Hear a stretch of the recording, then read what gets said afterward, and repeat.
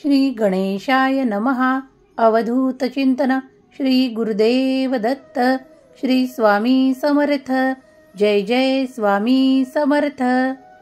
देव आज तुमच्यापर्यंत आले आहेत, तुम्हाला काही महत्त्वाचे सांगायला, तुम्हाला ते मार्गदर्शन करायला, ज्यामुळे तुम्ही केलेली पूजा स्वीकार होणार आहे, तुम्ही केलेले व्रत स्वीकार होणार आहे.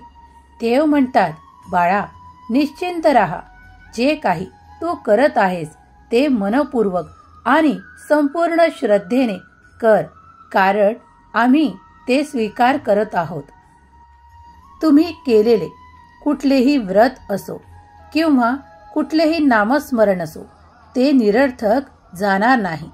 जर कुठल्या कार्यांना तुम्हाला वेळ लागत आहे तर देवानी तुमच्यासाठी ती योजना केली आहे, ज्यामुळे तुम्ही अधिकाधिक संपन्नतेकडे वळणार आहात. तुमच्या ज्या काही इच्छा आणि आशा आहेत ते पुढील काळात देव पूर्ण करणार आहेत, यावर विश्वास करा. तुम्ही श्रद्धेने जे काही देवाकडे मागत आहात तेव्हा देव तुमच्या श्रद्धेला कधीही इजा पोहोचवू शकत नाही. देवांचा आशीर्वाद निरंतर तुमच्या सोबत आहे. देव म्हणतात, बाळा तू तर माझा प्रिय बाळ आहेस, तू जे काही करत आहे ते मी स्वीकार करतो. तू जर प्रेमाने माझे नामस्मरण देखील केलेस तेही मी स्वीकार करतो. अगदी कुठलीही काळजी करू नकोस, खूप मनात शंका घेऊ नकोस. जर मागील काळात तुझ्याकडून खूप काही व्रत आणि नियम देखील पाळल्या गेले नसतील तर घाबरू नकोस. मी तुझा देव आज तुला सांगू इच्छितो, जे कोणी माझे प्रिय बाळ प्रेमाने आणि श्रद्धेने ज्याप्रमाणे मला हाका मारू इच्छितात तेव्हाच मी तुमच्यापर्यंत येतो. देव म्हणतात, अरे बाळा माझ्या पूजेत कोणतेही अवडंबर नको, कोणताही दिखावा नको. तू फक्त श्रद्धेने नामस्मरण कर, यातच मी तुझ्यापर्यंत येईन आणि तुझे ते अडलेले कार्य पूर्ण करील. देव म्हणतात, विश्वास ठेव बाळा, कारण तुझ्याकडे तू जी श्रद्धा माझ्यासाठी दाखवतोस त्यामुळेच मी तुझ्यावर प्रसन्न आहे. बाळा इतर काही करणे हे तर तुझे मन आहे आणि तुझ्या मनात अनेक विचार येतात. त्या विचारांना आज शांतता देण्यासाठी मी आलो आहे. बाळा तुझे मन शांत व्हावे. जे खूप काही प्रश्नांनी गांगरलेले आहे त्या प्रश्नाचे उत्तर मी आज तुला या संदेशामार्फत मार्गदर्शन देणार आहे. तेव्हा हा संदेश वगळून पुढे जाऊ नकोस. संदेश शेवटपर्यंत नक्की ऐक. बाळा तुम्ही केलेली मनापासून जी काही पूजा असते, तुम्ही जर श्रद्धेने मला एखादे पुष्प जरी समर्पित केले तरी ते मी तुमच्या आनंदासाठी स्वीकार करतो.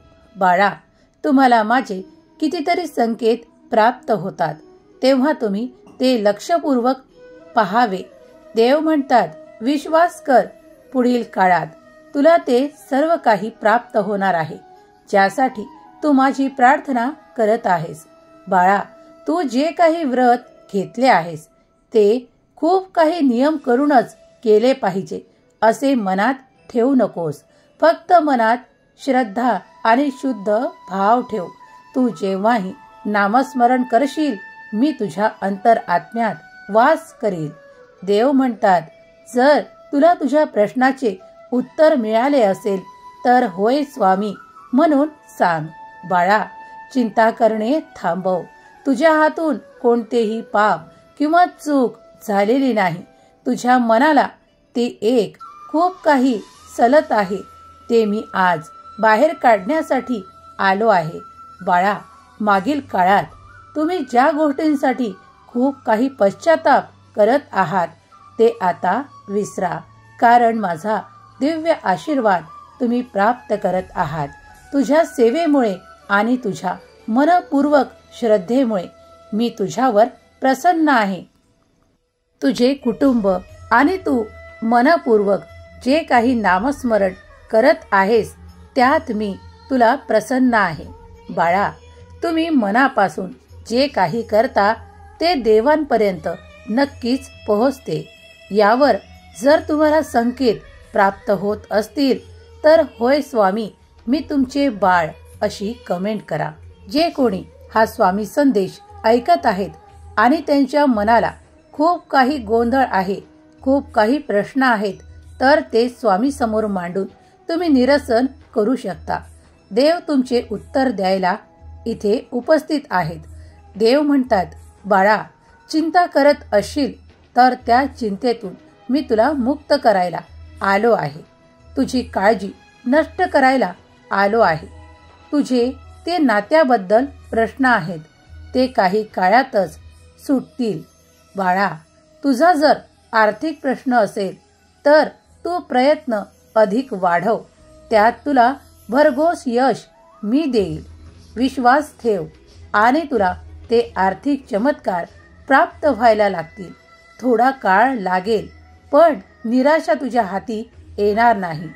देव म्हणतात, बाळा, तू जर तो प्रयत्न वाढवलास तर तुझ्या अपेक्षेपेक्षा तुला तिप्पट आशीर्वाद मी देईल आणि तुझे जे काही स्वप्न आहे ते पूर्ण करण्यासाठी तो आशीर्वाद देखील देईल. तुमच्यात ते नाते प्रीतीचे हवे आहे. आज खूप काही क्लेश होत आहेत, पण उद्या मात्र ती शांतता, तो आनंद तुम्ही प्राप्त कराल. कारण देवाचा आशीर्वाद हा निरंतर तुमच्याकडे येत आहे. तुम्ही केलेली सेवा देवाकडे मंजूर होत आहे. देवाने तुम्ही केलेली प्रत्येक सेवा स्वीकार केली आहे. याचे वेळोवेळी देवाने तुम्हाला संकेत दिले आहेत किंवा अनुभव दिले आहेत. ते तुम्ही आठवण करा आणि मनाला ती शांती प्राप्त होऊ द्या. कारण देव तुमच्यासाठी निरंतर येथे उपस्थित आहेत. देव म्हणतात, बाळा, पुढील काळ असा येईल की तू जे विचार करत आहेस, तू जे माझ्याकडे मागत आहेस, ते तिपटीने आनंदासहित तुला प्राप्त होणार आहे. यावर तुझा विश्वास असेल तर हा संदेश सोडून कुठेही जाऊ नकोस. शेवटपर्यंत ऐक आणि तुझे आशीर्वाद प्राप्त कर. बाळा, मी तुझ्या मनातली ती इच्छाही जाणतो, पण त्याची वेळ आता आलेली नाही. तेव्हा तू धैर्य धर, थोडा संयम ठेव. तुला ते हवे आहे ना? मग माझे देवदूत तुझ्यासाठी ते मार्गात घेऊन उभे आहेत. तू जेव्हा तुझ्या कर्माच्या दिशेने पुढे जाशील आणि ते कर्म करून देवाच्या चरणावर सोपवशील, तेव्हा ते देवदूत तुला ते आशीर्वाद घेऊन प्राप्त होतील आणि तुला ते चमत्काराचे आशीर्वाद प्राप्त होतील.